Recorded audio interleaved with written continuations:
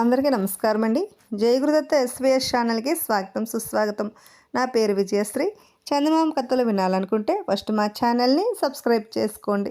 ఈరోజు చందమామ కథల్లో కృతజ్ఞురాలు అనే చక్కని చందమామ కథ నుండి విందాం.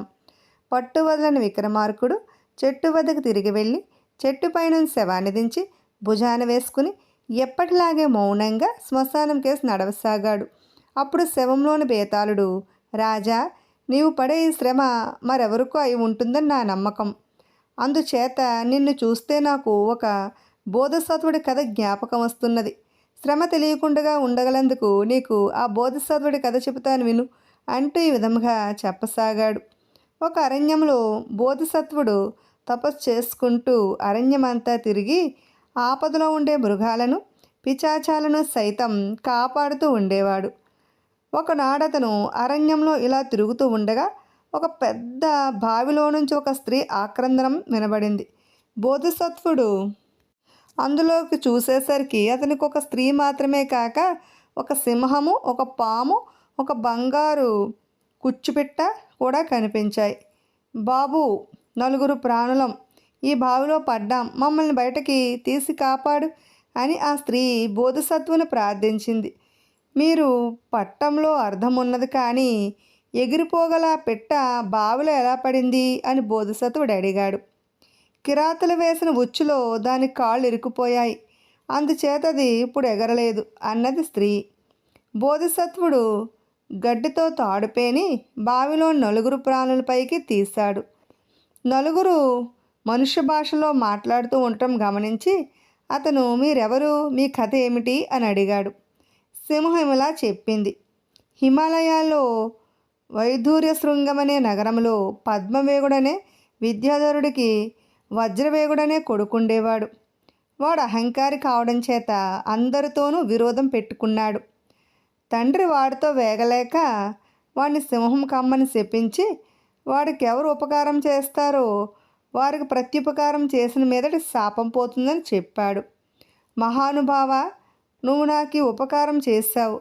నీకు నా అవసరం కలిగినప్పుడు స్మరించావంటే నేను వచ్చి నీకు ప్రత్యుపకారం చేసి శాప విముక్తి నవ్వుతాను అని చెప్పి సింహం వెళ్ళిపోయింది.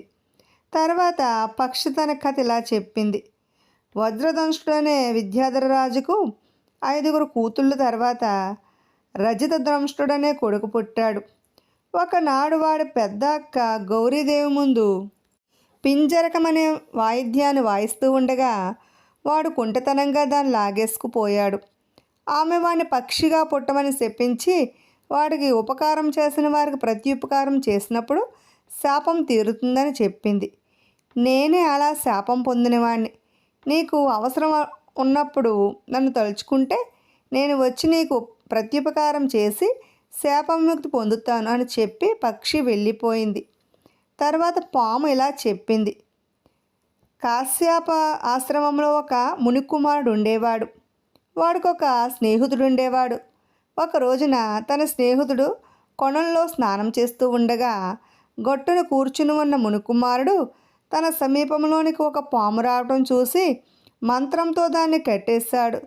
తర్వాత స్నానం చేస్తున్నవాడు కొలంలో నుంచి ఒడ్డుకు వచ్చి దగ్గరలోనే భయంకరమైన పామును చూసి భయపడి మూర్చపోయాడు.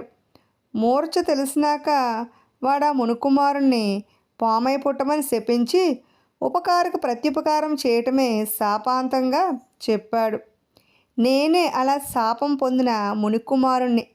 నీకు నా వల్ల ఉపకారం కావలసినప్పుడు నన్ను స్మరించినట్టయితే నేను వచ్చి నీ పని తీర్చి శాపం నుంచి విమోచనం పొందుతాను అని చెప్పి పాము వెళ్ళిపోయింది. ఆఖరుకు స్త్రీ తన వృత్తాంతం బోధిసత్వుడికి చెప్పింది. ఆమె ఒక క్షత్రియ యువకుడి భార్య. ఆ యువకుడు రాజు వద్ద కొలువుండేవాడు. తన భార్య శీలం మంచిది కాదని తెలిసి అతను ఆమెను శిక్షించడానికి నిశ్చయించాడు. అవినీతిపరులైన ఆ భార్యకు ఆ సంగతి దాసి ద్వారా తెలిసింది. భర్త తనను ఏం చేస్తాడోనని భయపడి ఆమె ఇంటి నుంచి పారిపోయి రాత్రివేళ చీకట్లో ఆ నూతులో పడింది. తన వృత్తాంతం ఈ విధంగా చెప్పి ఆ స్త్రీ తన దారిని తాను వెళ్ళిపోయింది. ఆ స్త్రీతో మాట్లాడిన ఫలితంగా బోధిసత్వుడికి అరణ్యంలో కందమూల ఫలాలు దొరకకుండా పోయాయి. అతను ఆకలితో అలమటించుకు సింహాన్ని తలుచుకున్నాడు. వెంటనే సింహం వచ్చి అతనికి లేళ్ల మాంసం తెచ్చిపెట్టి ఆకలి తీర్చి శాప విమోచనం పొంది విద్యాధర రూపంలో తన లోకానికి వెళ్ళిపోయింది. మాంసభక్షణ చేయటం మూలాన బోధిసత్వుడికి తపస్సుకు భంగం కలిగింది. అతను మామూలు మనుషుల్లాగే ద్రవ్యంతో జీవించవలసిన స్థితికి వచ్చేసాడు. ఆ సమయంలో అతను పక్షిని తలుచుకోగానే అది వచ్చి అతను అవసరం గ్రహించి ఎక్కడి నుంచో ఒక రత్నాభరణం గల పెట్టె తెచ్చి అతనికి ఇచ్చి, దీనితో నువ్వు యావజ్జీవం సుఖంగా బతకవచ్చు అని చెప్పి శాప విముక్తి పొంది వెళ్ళిపోయింది. బోధిసత్వుడు ఆ నగలను అమ్ముకుందామని సమీపంలోనే ఉన్న గోత్రవర్ధన నగరానికి వెళ్ళాడు. అక్కడ అతనికి వీధిలో అతను రక్షించిన స్త్రీయే ఎదురై, నేను ఇక్కడే ఉంటున్నాను, రాణిగారు నన్ను పరిచారికగా పెట్టుకున్నారు అని చెప్పింది. అమాయకుడైన బోధిసత్వుడు ఆమెకు తన వద్ద ఉన్న రత్నాభరణం చూపి బంగారు కుచ్చుపిట్ట దానిని ఎక్కడి నుంచో తెచ్చి తనకిచ్చిందని చెప్పాడు. నీతిమాలిన ఆ స్త్రీ ఇంటికి తిరిగి వెళ్ళి ఈ సంగతి రాణితో చెప్పింది. ఆ రత్నాభరణం రాణిగారిదే. అందుచేత రాణి ఆ స్త్రీ వెంట తమ భటులను పంపి బోధిసత్వుడిని కట్టి తెప్పించింది. బోధిసత్వుడు నిజం చెప్పాడు. అది నిజమని రాజుకు తెలుసును. ఎందుకంటే పక్షి ఒకటి వచ్చి రత్నాభరణం గల పెట్టెను ఎత్తుకుపోవడం రాణి స్వయంగా చూసింది. అయినప్పటికీ రాజు బోధిసత్వుని విడిచిపుచ్చక నిర్బంధనంలో పెట్టించాడు. ఖైదులో ఉండి బోధిసత్వుడు పామును తలుచుకున్నాడు. వెంటనే పాము వచ్చి సంగతి తెలుసుకుని, నేను వెళ్ళి రాజు తలను చుట్టేస్తాను, నువ్వు వచ్చి వదలమన్నదాకా వదలను, ఆ రాజు నీకు అర్ధరాజ్యం ఇస్తే గాని నన్ను వదలమనకు అని చెప్పింది. అది తిన్నగా వెళ్ళి నిద్రపోతున్న రాజు తలకు చుట్టుకొని దారుణంగా రాజు తలను తన శరీరంతో నొక్కసాగింది. ఎవరైనా సమీపించినా రాజు తనను వదిలించుకోవటానికి ప్రయత్నించినా అది భయంకరంగా బుసలు కొట్టింది. రాజు పెద్ద ప్రమాదంలో పడిపోయి తనని ఈ ప్రమాదం నుంచి కాపాడిన వాడికి అర్ధరాజ్యం ఇస్తానన్నాడు. కారాగృహంలో ఉన్న బోధిసత్వుడు తాను ఆ పామును వదిలించగలనని రాజు కబురు చేశాడు. రాజు బోధిసత్వుడిని తన వద్దకు రప్పించి తనను పాము నుంచి రక్షించినట్టయితే అర్ధరాజ్యం ఇస్తానని మంత్రి పురోహితులందరి సమక్షంలోనూ ప్రమాణం చేశాడు. అప్పుడు బోధిసత్వుడు ఆ పాముతో రాజును వదిలిపెట్టు అన్నాడు. వెంటనే పాము రాజును వదిలిపెట్టి శాప విమోచనం పొంది మునుకుమారుడిగా మారిపోయింది. రాజు బోధిసత్వుడికి తన అర్ధరాజ్యం ఇచ్చేశాడు. బేతాళుడి కథ చెప్పి, రాజా, నాకొక సందేహం. బోధిసత్వుడి చేత ఉపకారం పొందిన 4 ప్రాణుల్లోనూ 3 హీనజనుములు. అయినప్పటికీ వారు బోధిసత్వుడికి ప్రత్యుపకారం చేశారు. కానీ ఉత్తమ జన్మ ఎత్తిన స్త్రీ అపకారం చేసింది. దీనికి కారణం ఏమిటి? మానవుల కన్నా హీనజాతులే ఉత్తములు కావటమా, లేక శాపానికి ముందు వారి గొప్ప జన్మలు కావటమా? ఈ ప్రశ్నలకు సమాధానం తెలిసి కూడా చెప్పకపోతే నీ తల పగిలిపోతుంది అన్నాడు. దానికి విక్రమార్కుడు, ఎంత గొప్ప జన్మలు కలవారైనా సింహము, పక్షి, పాము దుష్ప్రవర్తన కారణంగానే శాపాలకు గురి అయ్యాయి. అయితే శాపాలు అనుభవించడం వల్ల వాళ్ళ దోషాలు నశించాయి. స్త్రీ తన అవినీతికి శిక్ష అయినా పొందలేదు. అందుచేత ఆమెలోని కల్మషం నశించలేదు. అదీ కాక ఉపకారకు ప్రత్యుపకారం చేస్తే గాని మిగిలిన 3కి శాప విమోచనం లేదు. స్త్రీ విషయంలో అలాంటిది లేదు. ఆమె సత్ప్రవర్తన కలది అయితే ఉపకారానికి బదులు చేసి ఉండును. అలాంటిది కానందువల్ల ఆమె బోధిసత్వుడికి అపకారమే చేసింది అన్నాడు రాజు. ఈ విధముగా మౌనభంగం కలగ్గానే బేతాళుడు శవంతో సహా మాయమై మళ్ళీ చెట్టెక్కేశాడు. ఇప్పుడు దర్జీవాడు యుక్తి అనే మరో చక్కని చందమామ కథను విందాం. ఒకనాడు అక్బర్ పాదుషాతో కబుర్లాడుతూ, మాటల సందర్భాన బీర్బల్, కొన్ని వృత్తుల వాళ్ళు మహా తెలివిగల వాళ్ళు మనం ఎంత జాగ్రత్తగా ఉన్నా మోసం చేస్తారు అన్నాడు. జాగ్రత్తగా కనిపెట్టి ఉంటే ఎలా మోసం చేస్తారు అన్నాడు పాదుషా. ఎంతమంది కాపలావాలని పెట్టినప్పటికీ ఒక చిన్నం బంగారం కాజేయగల కంసాలను, 3 గుడ్డ తస్కరించగల దర్జీలను నేను ఎరుగుదును అన్నాడు బీర్బల్. పాదుషా ఈ మాట నమ్మలేక, నా దగ్గర ఒక విలువగల సిలుకు తుంపు ఉన్నది, దానితో బేగంకు చోళీ కుట్టించి చూస్తాం. సిలుకు తుంపు చోళీకి హానిగా సరిపోతుంది. అందుచేత దర్జీవాడు అందులో నుంచి తస్కరించలేడు. అదీ కాక వాడి పైన కాపలా పెడదాం. నీకు మంచి దర్జీ ఎవడైనా తెలుసా అని అడిగాడు. గులాబు అని దర్జీ ఒకడున్నాడు. వాడు మంచి పనిమంతుడు, చురుకైన వాడును. వాడు బేగముకు చోళీ కుట్టనుగలడు, మీ సిలుకు తస్కరించగలడు అన్నాడు బీర్బల్. అయితే వాడిని పిలిపించు, వాడి యుక్తి శక్తి పరీక్షిస్తాం అన్నాడు అక్బర్.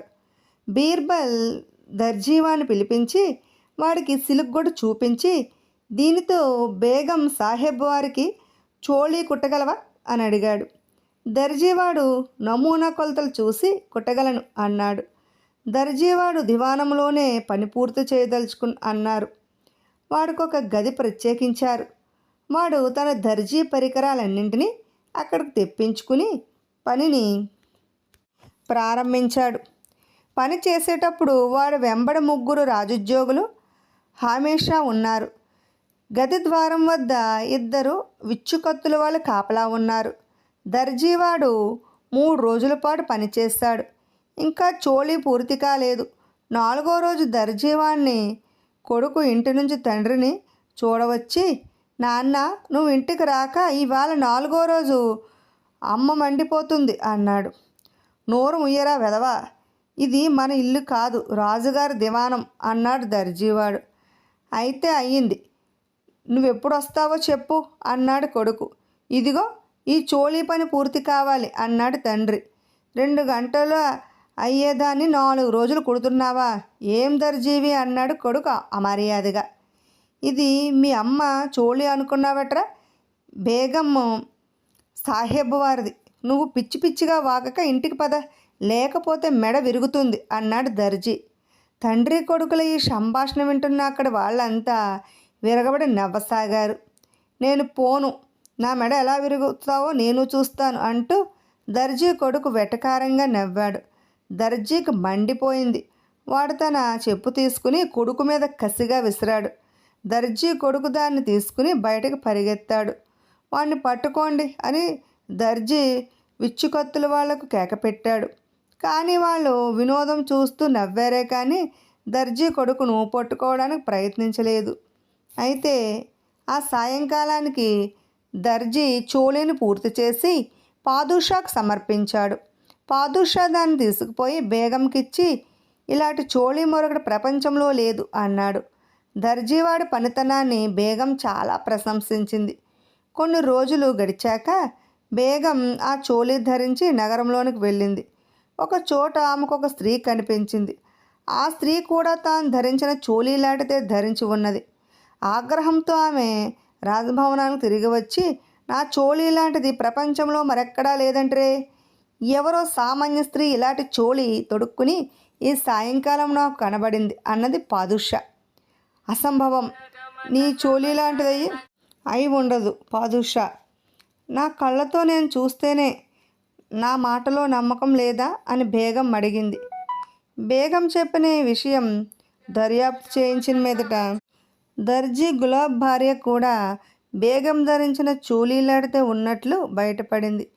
పాదుషా దర్జీని వాడి భార్యను పిలిపించి, దుర్మార్గుడా, నన్నే మోసం చేస్తావా అని దర్జీని అడిగాడు. ప్రభు, నా వల్ల ఏ తప్పు లేదు. నా మీద అంత మందిని కాపలా ఉంచారు కదా, నేను దొంగతనం ఎలా చేస్తాను అన్నాడు దర్జీ. అలా అయితే బేగమ్మ కుట్టిన చోళీ లాంటిది నీ భార్యకి ఎలా వచ్చింది అని పాదుషా అడిగాడు. మహాప్రభు, గుడ్డ అదే, కానీ నేను దాన్ని దొంగిలించలేదు. జరిగిందేమిటో తమరు చిత్తగించాలి. నేను 4 రోజుల పాటు ఇంటికి వెళ్లకుండగా దివానంలో పనిచేశాను. నన్ను పిలవడానికి వచ్చిన నా కొడుకు నలుగురు ఎదుట నాతో తుస్కారించి మాట్లాడసాగాడు. కోపం వచ్చి వాడి మీద పాదరక్షలు విసిరాను. వాడు దాన్ని తీసుకుని పారిపోసాగాడు. కత్తిరించగా మిగిలిన గుడ్డ ముక్కలు అందులో ఉన్నాయని జ్ఞాపకం వచ్చి వాడిని పట్టుకోమని కేకపెడితే కాపలా వాళ్ళు నా మాట విన్నారు కాదు.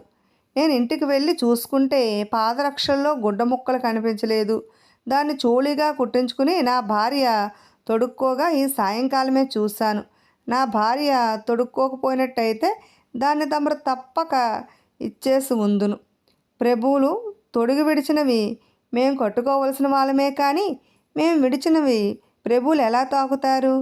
నా వల్ల తప్పు ఉంటే తల తీయించండి అన్నాడు దర్జీవాడు. వాడు యుక్తికి పాదుషా ఆశ్చర్యపోయాడు. ఆ దర్జీని కూడా బీర్బల్లో జన్మస్థలమేనని తెలిసాక పాదుషాకు వాడు మోసం చూసి సంతోషం కూడా కలిగింది. ఆయన దర్జీ దంపతులకు బహుమానాలు ఇచ్చి పంపేశాడు. ఇప్పుడు శక్తి వేగుడు అనే మరో చక్కని చందమామ కథను విందాం. ఒకప్పుడు వర్ధమానపురాన్ని పరోపకారి అనే రాజు పాలించేవాడు. ఆయనకు కనకరేఖ అనే కూతురుండేది. ఆమె అసాధారణ సౌందర్యవతి. ఆమెకు పెళ్ళీడు వచ్చేసే కొద్దీ ఆమె వివాహం గురించి తండ్రికి విచారం పట్టుకున్నది. ఆమెకు తగిన వరుడు ఎక్కడ దొరుకుతాడా, ఎక్కడ ఉన్నది అని అతని విచారం. ఈ విషయమే ఆయన ఒకసారి తన భార్యతో అన్నాడు. అంటే ఆయన భార్య, మీరు పెళ్ళి గురించి ఎందుకు బెంగపడతారు? అది తనకు పెళ్ళే వద్దంటున్నది. తనకు పెళ్లి గీతే లేదని, పెళ్లి చేస్తే చచ్చిపోతానని భయపడుతున్నది అన్నది. ఈ మాటలు విని నిర్ఘాంతపడి రాజు తన కూతురు వద్దకు వెళ్ళి, ఏం తల్లి, దేవకన్యలు సైతం తమకు మంచి భర్తలు దొరకాలని ఆరాటపడతారు కదా, నువ్వు పెళ్ళే వద్దంటున్నావు ఎందుచేత అని అడిగాడు. కనకరేఖ తల వంచుకుని, నాకు ఇప్పుడు పెళ్లి చేసుకోవాలని లేదు. శ్రమపడి నా పెళ్లి చేయటం చేత మీకు కలిగే లాభం మాత్రం ఏముంది? నాకు లేని చింత మీకెందుకు అని తండ్రిని అడిగింది. అదేమిటమ్మా, కన్యాదానాన్ని మించిన పుణ్యం ఏముంటుంది? ఆడది యుక్త వయస్కురాలైన తండ్రి ఇంట ఉండటం మహాపాపం అన్నాడు రాజు. సరే అయితే నేను పెళ్ళాడతాను, కానీ నన్ను పెళ్ళాడేవాడు బ్రాహ్మణుడైనా క్షత్రుడైనా అయి ఉండాలి. అతను కనకపురిని చూసిన వాడే ఉండాలి. ఈ 2 నియమాలకు భంగం లేకుండా ఎవరినైనా పెళ్ళాడతాను అన్నది కనకరేఖ. రాజు పరమానందం చెందాడు. తన కుమార్తెకు అతి సులభంగా భర్త దొరుకుతాడనుకున్నాడు. ఎందుకంటే కనకపురిని చూసిన బ్రాహ్మణ క్షత్రియ యువకులు అసంఖ్యాకంగా ఉంటారని ఆయన నమ్మకం. ఆ నమ్మకంతోనే మరనాడైన సభలోకి వచ్చి కూర్చుంటూనే, మీలో ఎవరైనా కనకపురిని చూశారా అని అడిగాడు. కనకపురిని చూడటం మాట అటుంచి ఆ పేరు విన్నవారు కూడా సభలో ఎవ్వరూ లేకపోయారు. అందుకు రాజు ఆశ్చర్యపడి, బ్రాహ్మణుడు కానీ క్షత్రియుడు కానీ కనకపురిని చూసినట్లయితే నా కుమార్తెనిచ్చి పెళ్లి చేస్తాను అని నగరంలో చాటింపు వేయించాడు. ఈ చాటింపు పౌరులందరూ విన్నారు. కానీ ఒక్కడైనా రాజకుమార్తెను పెళ్ళాడతాడని ముందుకు రాలేదు. ఆ నగరంలోనే బలదేవుడు అనే బ్రాహ్మణుడు కుమారుడు శక్తిదేవుడు అనేవాడు ఉండేవాడు. అతడికి జోదమాడే వ్యసనం ఉన్నది. దాని మూలంగా అతను తన డబ్బంతా పోగొట్టుకున్నాడు. ఈ సమయంలోనే అతనికి రాజుగారు వేయించిన చాటింపు వినిపించింది. కనకపురిని చూశానని అబద్ధమాడి రాజకుమార్తెను పెళ్ళాడితే తన కష్టాలన్నీ గట్టెక్కుతాయని అతడికి అనిపించింది. అందుచేత శక్తిదేవుడు చాటింపు వేసే వాళ్ళని సమీపించి, నేను కనకపురిని చూశాను, నన్ను మీ రాజుగారి వద్దకు తీసుకుపోండి అన్నాడు. వాళ్ళు అతన్ని రాజుగారి ముందు పెట్టారు. రాజుగారు అతన్ని కుమార్తె వద్దకు పంపాడు. కనకరేఖ అతన్ని కనకపురిని చూసావా అని అడిగింది. చూశాను అన్నాడు శక్తిదేవుడు ఏమీ తడువుకోకుండగా. ఆ పట్టణానికి ఏ మార్గంగా వెళ్ళావు, ఎప్పుడు వెళ్ళావు, ఆ పట్టణం ఎలా ఉంటుంది అని ఆమె మళ్ళీ అడిగింది. చదువు కోసం నానా దేశాలు తిరుగుతూ ఆ పట్టణానికి వెళ్ళాను. ఇక్కడి నుంచి అరపురానికి, తర్వాత వారణాసికి, అక్కడి నుంచి పౌండ్రవర్ధనానికి, ఆ తర్వాత కనకపురికి వెళ్ళాను. ఇది ఇంద్రుడి నగరంగా ఉన్నది. ఎంతో పుణ్యాత్ములుగానే అక్కడ ఉండరనిపించింది అని శక్తిదేవుడు నిర్భయంగా బొంకేశాడు.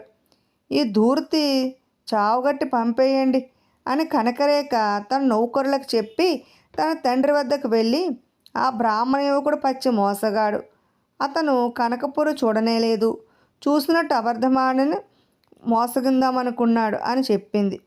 రాజకుమార్తెతో అబద్ధం చెప్పి అవమానం పొందిన శక్తిదేవుడు ప్రపంచమంతా తిరిగైనా సరే కనకపురిని చూసి ఆ రాజకుమార్తెను పెళ్ళాడాలని, లేదా ఆ ప్రయత్నంలో ప్రాణాలు విడవాలని నిశ్చయించుకున్నాడు. ఈ విధముగా నిశ్చయించుకుని అతను వర్ధమానం నుంచి దక్షిణాభిముఖుడై ప్రయాణించి వింధ్యారణ్యం ప్రవేశించాడు. ఆ మహారణ్యంలో పడిపోగా పోగా పోగా ఒక పెద్ద చెరువు వచ్చింది. నిర్మలమైన నీరుగల చెరువులో స్నానం చేసి అతను ఆ చెరువుకు ఉత్తరం గొట్టున ఉన్న ఆశ్రమంలోనికి ప్రవేశించాడు. అక్కడ ఒక రావి చెట్టు క్రింద తపస్సు చేసుకుంటున్న వృద్ధుణ్ణి చూసి అతను, స్వామి, నేను కనకపురికి వెళ్ళాలి, అది ఎక్కడ ఉన్నది మీకు తెలుసా అని అడిగాడు.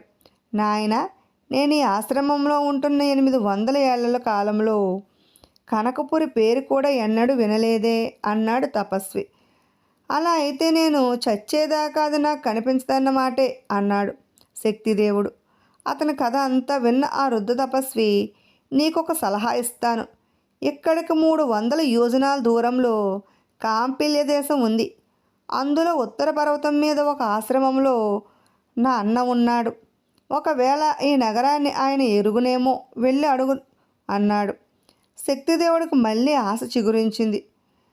అతను ఆ రాత్రి అక్కడ గడిపి మరునాడు ఉదయమే బయలుదేరి అనేక కష్టాలు పడి కాంపిల్య దేశం చేరుకుని ఉత్తర పర్వతం మీద ఉండే మునిని కలుసుకుని తాను వచ్చిన పని చెప్పాడు. ఆ ముని కూడా కనకపురి పేరు ఎన్నడూ విన్నవాడు కాదు. ఆ పట్టణం ఎక్కడో ద్వీపాంతరంలో ఉండి ఉంటుంది. సముద్ర మధ్యాహ్న ఉస్థలం అనే ద్వీపం ఉన్నది. దాన్ని సత్యవ్రతుడనేవాడు పాలిస్తాడు. అతను అనేక ద్వీపాలతో రాకపోకలు జరుపుతూ ఉంటాడు. అందుచేత కనకపురి జాడ అతనికి తెలియవచ్చు. ముందుగా నువ్వు సముద్ర తీరాన గల రేవు పట్టణమైన విటంకపురానికి చేరినట్టయితే ఏ సముద్ర వర్తకుడు కానీ నిన్ను ఉత్స్థలానికి తీసుకుపోవచ్చు అని ముని సలహా ఇచ్చాడు. శక్తిదేవుడు ఆ సలహా ప్రకారం విటంకపురం చేరి అక్కడ సముద్రదత్తుడనే వైశ్యుడితో స్నేహం చేసి అతని వర్తక నౌకలోనే ఉత్స్థలానికి బయలుదేరాడు. ఈ ద్వీపం చేరువచ్చే సమీపంలో సముద్రం మీద పెద్ద తుఫాన్ లేచి వర్తక నౌక కాస్త పగిలిపోయింది. దత్తుడొకడు తెప్ప పలక ఆధారంతో ఈదుకుంటూ వెళ్ళి ద్వీపాన్ని చేరుకున్నాడు. అయితే సముద్రంలో మునిగిపోయిన శక్తిదేవుణ్ణి ఒక తిమింగలం లాంటి చేప మింగేసింది. ఆ చేప ఉత్స్థల దీపతీరానికి సమీపంగా వెళ్ళి బెస్తవాళ్ళకు దొరికిపోయింది. అంత పెద్ద చేప దొరికినందుకు ఆ బెస్తలు దాన్ని తీసుకుపోయి తన రాజైన సత్యవ్రతుడికి కానుగ్గా ఇచ్చారు. సత్యవ్రతుడు దాని వాళ్ళ చేతనే కోయించేసరికి శక్తిదేవుడు దానిలో పొట్టలో నుంచి బయటకు వచ్చాడు. చేప కడుపు నుంచి మనిషి రావడం చూసి నిర్ఘాంతపోయి సత్యవ్రతుడు, నువ్వెవరు? ఈ చేప పొట్టలో ఏ కారణం చేత పడుకున్నావు? ఏమిటి నీ కథ అని అడిగాడు.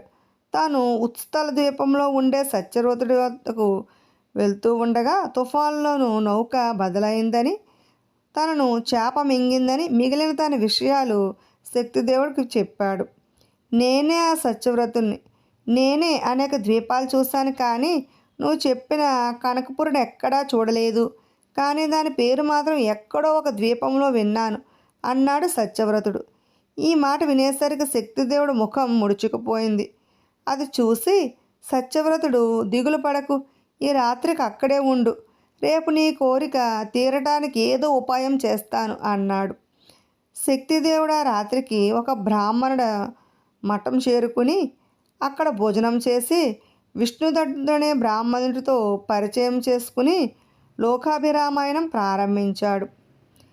ఆ బ్రాహ్మణుడు శక్తిదేవుడి సంగతంతా విని లేచి ఆనందంతో అతన్ని కౌగిలించుకుని, నువ్వు నా మేనమావ కొడుకురా, నేను చిన్నతనంలోనే ఇక్కడికి వచ్చేసాను అన్నాడు.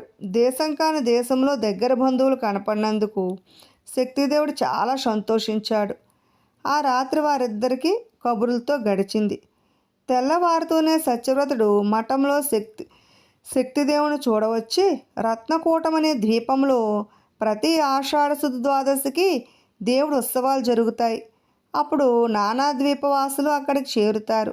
ఆ ఉత్సవం దగ్గరలోనే ఉన్నది కనుక నేను అక్కడికి తీసుకుపోతాను.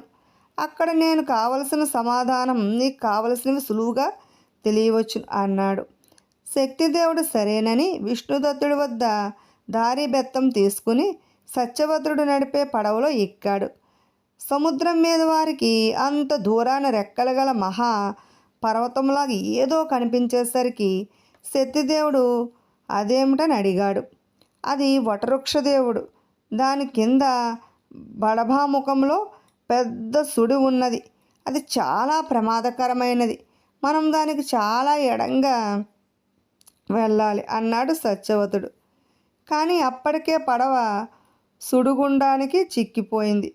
అది క్రమంగా ఆ చెట్టుకేసి పోసాగింది. బాబు, మనకు ప్రమాదం తప్పదు. నన్ను గురించి నాకేమీ చింతలేదు, కానీ ఇంత శ్రమపడి కూడా నీ కోరిక నిష్ఫలమవుతుందనే నాకు చింత. పడవ చెట్టును సమీపించేటప్పుడు చెట్టు కొమ్మకు పట్టుకుని ప్రాణం కాపాడుకోవడానికి ప్రయత్నించు అన్నాడు సత్యవ్రతుడు. శక్తిదేవుడు ఒక్క ఎగిరి మర్రి కొమ్మను అందుకుని పైకి వెళ్ళాడు. మరుక్షణమే పడవ సత్యవతుడితో సహా సుడిగుండంలో మునిగిపోయింది. కనకపురిని చూద్దామని బయలుదేరి నా కోసం ప్రాణాలర్పించిన పల్లెరాజును చూస్తాను అని శక్తిదేవుడు చాలా బాధపడ్డాడు. విన్నారు కదండి. ఇటువంటి మరెన్నో చక్కని చందమామ కథలు వినాలనుకుంటే ఫస్ట్ మా ఛానల్ని సబ్స్క్రైబ్ చేసుకోండి. బెల్ ఐకాన్ క్లిక్ చేయండి. మేము చేసిన వీడియోస్ నోటిఫికేషన్ కోసం బెల్ ఐకాన్ క్లిక్ చేయండి. లైక్ చేయండి, షేర్ చేయండి, కామెంట్ చేయండి. Thanks for watching.